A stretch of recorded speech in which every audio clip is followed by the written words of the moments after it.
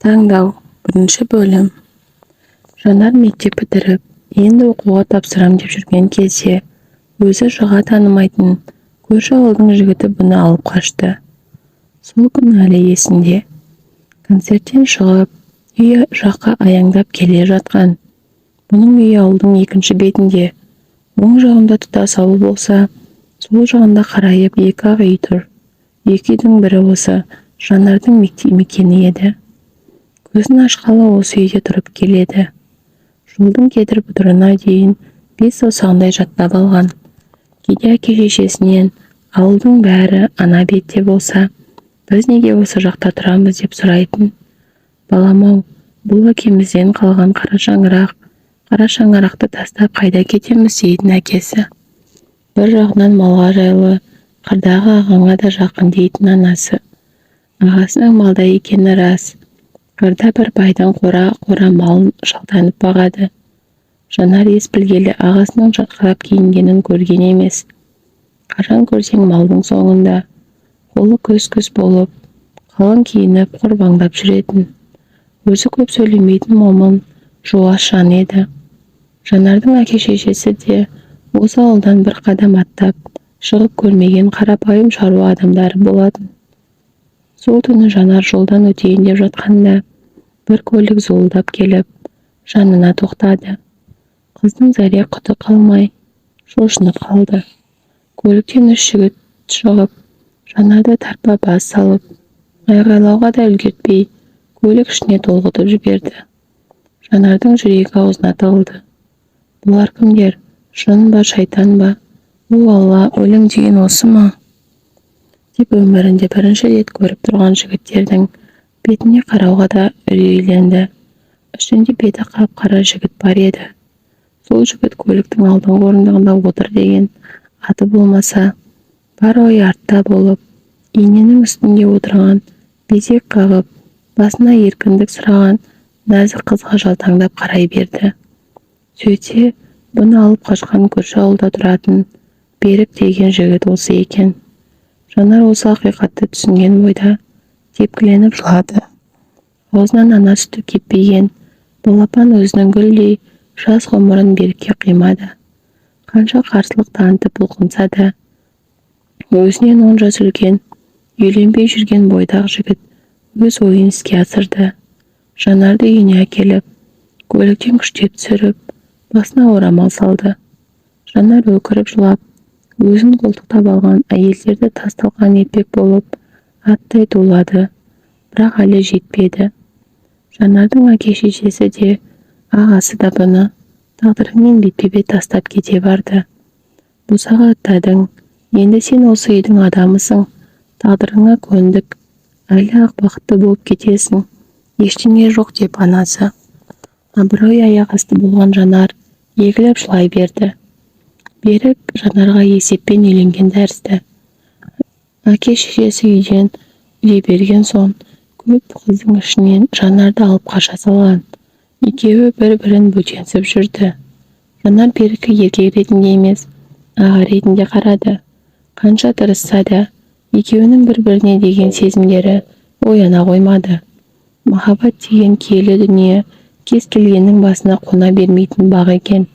Ақ төсек екеуінің арасын жақындата алмады. Берік өзіне жақындаған сайын, Жанар өз-өзінен жиіркеніп, өксіп жылайтын. Арманы, ары мен намысын аяққа таптап, өзін зорлықпен сүйдіретін адам емес еді. Сөйтіп жүргенде Жанардың аяғы ауырлады. 9 ай 9 күннен соң Жанар өмірге қыза келді. Балалы болған Жанардың уайымы тереңдей берді. Ел қатарлы қыдырғысы, жарқырап жүргісі келеді. Әлі балалығы да, шалалығы да басылмаған. Беріктен әр нәрсені сұрап, күйеуін әбден қажытып жіберді. Берік бала бағып, әбіршіп кеткен әйелінен суынып, түзде көп болатынды шығарды. Тіпті үйге сирек келетін болды. Кішкентай бала сияқты, оны әйелім деп қабылдай алмадым. Өзімнен 10 жас кіші, жұбайым емес, қарындасым секілді. Өзіммен тең ойлай алмайды. Сүйіп-күйіп қосылмаған соң қиын екен. Танып білмей алып қашқаным бекер болыпты. Енді осы қателігімнің азабын тартам ба деп Берік әкесіне мұңын шақты. Үй тәуірлігінен шаршап, Жанар ата енесіне сөз қайтаратынды шығарды. Әйелінің қырсық мінезін көрген сайын Берік үйден безіп кететін. Жанар күйеуінің салқын қандылығына шыдай алмады. Заттарын жинап, қызын көтеріп төркініне кетіп қалды. Берік қызбен қанша қимаса да, Жанардың жолына бөгет болмады. Жанар әлі де болса бала еді. Отбасы болуға, ана атануға дайын емес болатын. Қызын әке-шешесінің бауырына салып беріп, өзі арман қуып, қалаға аттанды. Жанардың әке-шешесі күйеуден қайтып келген қызы ел табасына қалмасын деп, оның қалаға тезірек аттанғанын құп көрді. Жиендері аяулымды бауырларына басып, ата-әжесі де, әке-шешесі де бұл міндетін мойындарына жүктеп алды. Аяулым осылайша нағашы атасы мен әжесінің бауырында өсті. Жанар қалада жаңа өмірін ақ барақтан бастауға бел буды. Қызына деген аналық махаббаты сол күйге ашылмай қалғандай, кейде қызының бар екенін де ұмытып кететін. Қызым деп анасы мейірленіп тұрмаған соң, аяулым нағашы әжесін анам, ал атасын әкем деп ойлады. Жанар ауылға көп келмейтін, тек айлығы түскен сайын, ай сайын ақша жіберіп, қарасып тұратын. Жанар ауылға аяулым үлкен кісілердің шексіз махаббатына бөленіп, бой жетті. Не десе де ата-әжесі қой демейтін, бетінен қақпады, қанаттыға қақтырмады, тұмсықтыға шоқытпады. Ата-әженің шыбын жандары аяулымның үстінде болды. Аяулым осы үйдің сәні де, мәні де еді. Қарт кісілердің қартайғанда көрген бақыты еді. Еркін өскен аяулым 7-ші сыныпқа көшкен кезде өзгере бастады. Мінезі тұйықталып, көп сөйлемейтінді шығарды. Мектепте Ернар деген сотқар бала бар еді. Ол адамның бет жүзіне қарамай, ойындағысын лақ еткізетін. Осы мінезі үшін талай жазаланса да, сотқарлығын ешкім қойдыра алмады. Сол Ернардың айтқаны аяулымның жүрегіне қанжардай қадалып тұрып қалды. Сені әкең де, анаңды тастап кеткен, ата-әжең жақында өледі, деді ол. Аяулым қыстығып тұрып қалды. Ел ішінде сөз жата ма? Ернардың даузына біреулер осы сөзді салып бергені анық. Бірақ аяулым бұны түсінбейді. Не үшін бұған ешкім ештеңені айтпағанын түсінбейді. Атасын ата дейді, әжесін мама дейді. Олар бұны баласына ештеңені ашық айтпаған еді. Тек Жанардың өз анасы екенін білетін. Адамға екі ана болады, бірі жас, бірі кәрі деп есептеп келген. Бірақ жан-жағына қараса, бәрінің бір ағанасы, бір әкесі бар. Бәлкім мен ғана осындай ерекше шығармын деп ойлады. Аяулым кімге мұның шығарын білмей көп қиналды. Былай қарап тұрсаң, не ішем, не кием демейді. Айналып толғанып отырған жанашыр ата-әжесі бар. Аяулым анасын шеше деп қабылдамады. Анда-санда бір көретін шешесі, өзі үшін туысқан әпкесі секілді. Жанардың қасында өзін бөтен сезінетін, ата-әжесіне қашып тұратын.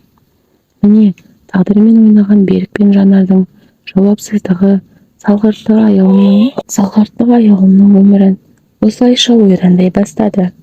Аяулымның өз әке-шешесіне деген реніші жүрегінде қара тас болып қатып қалды. Кәрі ата-әжесі, ата-аналар жинасына да ел қатарлы бара алмады. Аяулым бой жеткен сайын мінезі өзгере бастады. Ішінде әке-шешесіне деген қарсылық пайда болды. Бұл қарсылықтың қарқыны қатты. Өткенде тұрмысқа шықпаймын, бала тумаймын деп ойлайтын.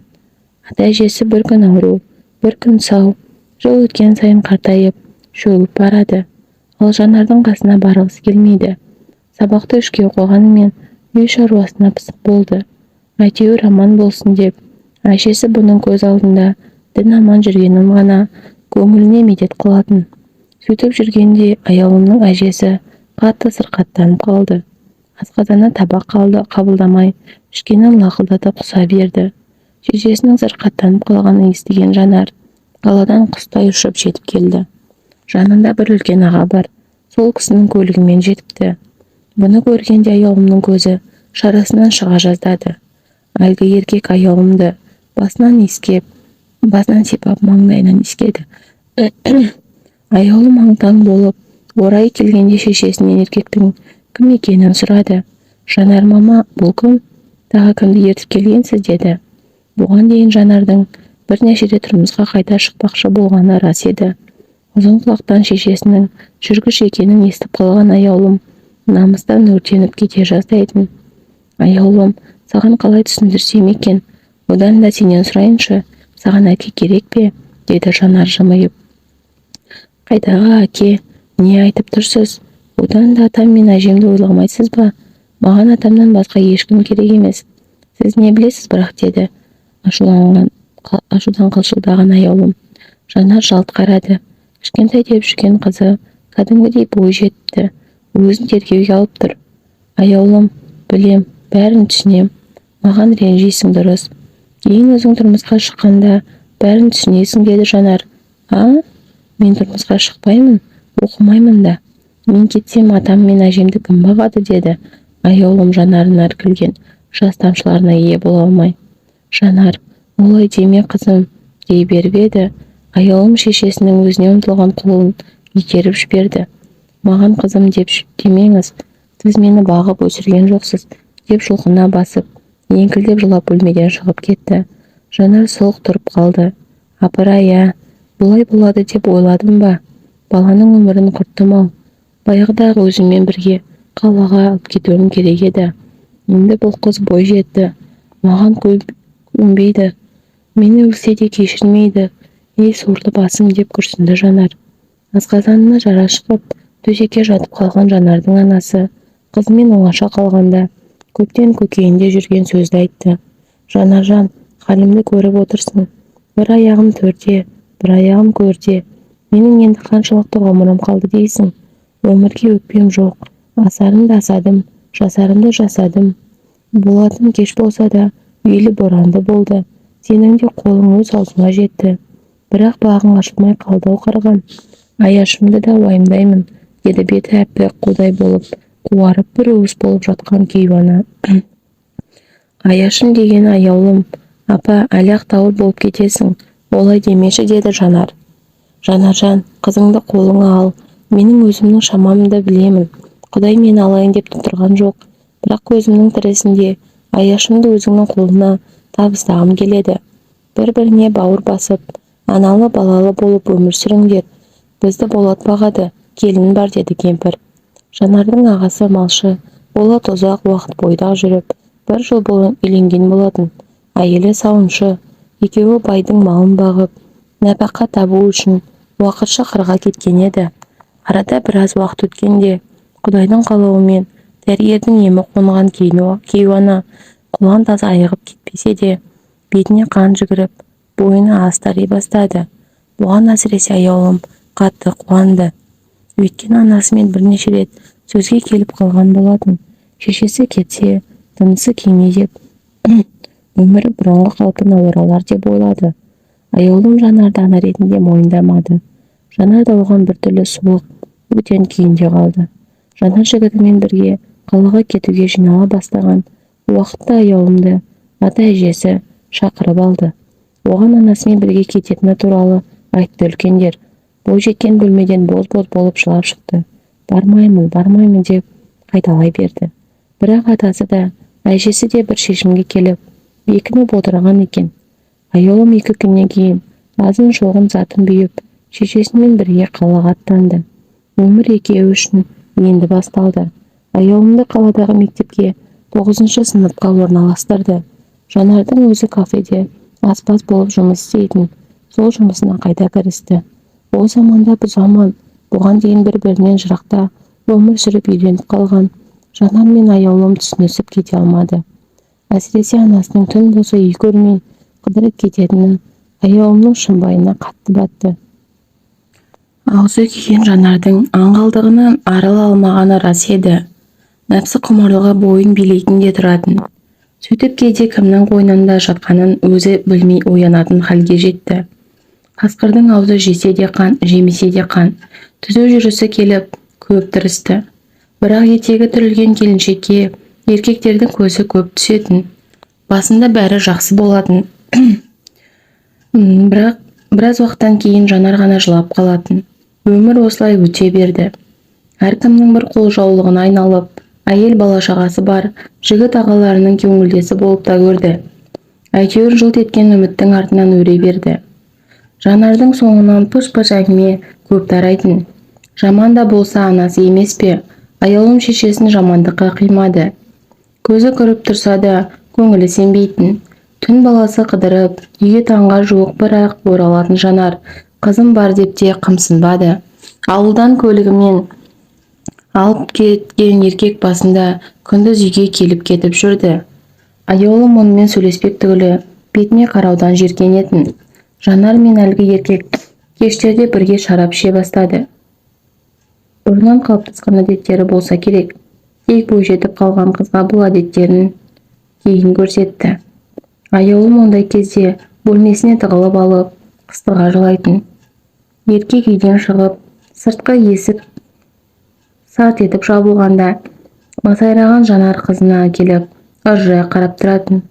Қызым, сорланаңды кешір, мен енді адам болмаймын. Сен менің жолымды қайталай көрме деп, бір күліп, бір жылап, буынына түсіп кеткен шараптың буымен, тілі күлмеліп, әр нәрсені бір айтып, сандырақтайтын. Жатшы, демалшы, мазамды алмашы мені деп аяулым қатты айғайлап тастайтын. Бір күні Жанар шектен шықты. Әргі еркекті бір бөлмелі үйдің асханасына қондырды. Аяулым түн балашы дөңбекшіп шықты. Ойы оң, санасы сансаққа бөлінді. Бойжетіп қалған қыз емес пе? Ойына неше түрлі нәрсе түсті. Сырт еткен дыбыс шықса, құлағын түріп, елең ете қалатын. Ал Жанар мен әлгі еркектің ас үйдің есігін жауып алып, істерін тындырып жатты. Аяулым қатты қорланды. Туған шешесінің көрсетіп жатқаны осы болса, басқалар не істемейді. Аяулым заттарын буып түйіп, көз ілмей таңды күтіп, ауылға барады. Таң сібірлеп ата салысымен аяулым үйден шығып, мысықша басып үйден шығып кетті. Жанарға айтуға құлқы жоқ. Талай рет мені ауылға апарып таста дегенде Жанар қарсы болған. Аяулымның жалғыз өзі шығып бара жатқанын Жанар сезген де жоқ. Басы мең-зең болып, түске таман бір оянды. Аяулым сабаққа кеткен болар деп, кешке дейін аса мән бермеді. Түн болды, аяулым жоқ. Жанар алаңдай бастады. Қызына қоңырау шалып еді, телефоны өшіп тұр екен. Дереу сынып жетекшісіне телефон соқты. Аяулым бүгін сабаққа келген жоқ. Өзіне де сізге де хабарласып, ала алмадық деді мұғалімі. Жандар шындап сасқалақтады. Сағат тілі түнгі 12-ні көрсеткенде Жанар үйге сыймай көшеге шықты. Қайда кетті, қайда бару мүмкін? Достары бар ма деген сұрақтары қарша борап, өз-өзін жегідей жей берді. Сөйтсе қызы туралы ештеңе де білмейді екен. Әттең бәрі басқаша болғанда ғой. Обалыңа қалдым-ау қызым. Осыдан тек аман есен келші, бәрін түзетем деп ішінен ант су ішті. Сағат түнгі 3 болды. Жанар не істерін білмей есік алдында әрі-бері теңселіп жүрді де, ақыры шыдамай ауылдағы анасына қоңырау шалмақ болды.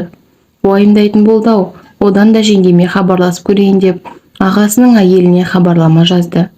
Абырой болғанда ау екен. Тыныштық па не болды деп шошып кетті жеңгесі. Жандар жеңгесінен суыртпақтап сыр тартты. Аяулым келмепті, ауылға да бармапты. Қап, енді қайттым деп Жанар отқа түскен көбелекше шыр айналып безілдеп кетті. Кеш болмай тұрғанда полицияға бару керек. Жанар таксиге отырып, түнгі 4:30-да полицияға жетті. Полиция бірден дабыл қақты. Жас қызды шабылып қуыс-қуыстан іздей бастады. Келесі күні іздеуге еріктілер тобы да қосылды. Аяулым ұшты күйлі жоқ. Жанар жылай-жылай көзі жасы, түгесіліп құр сүлдерін сүйретіп жүрді де қойды. Алла, күнәларымды кешір. Арзан ойын күлкіге алдандым. Мен қызымды емес жеңіл өмірді таңдаппын. Енді таңдауым өзгерді. Маған бір мүмкіндік берші. Аяулым аман есен келсе, мен ақ жолға түсем, деп мешітке Аллаға жалбарынды.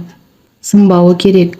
Сол кезде бұрынғы күйеуі алып қашқанда, бәріне көндігіп, төзімділік танытқанда, ендігі айдалада қаңғырмай, қызымен бірге бақытты отбасы болар ма еді? Күйеуінің де кінәсі, шаш етектен, әлі балалығы басылмаған әйелін ақылмен жөнге салса, болды ондай еркектен қашып кетер ме еді? Қу тағдыр, бар байлығы, алыстан іздеген бақыты жанында жүріпті. 4-ші күн дегенде полициядан сүйінші хабар жетті. Аяулым табылды, дін аман.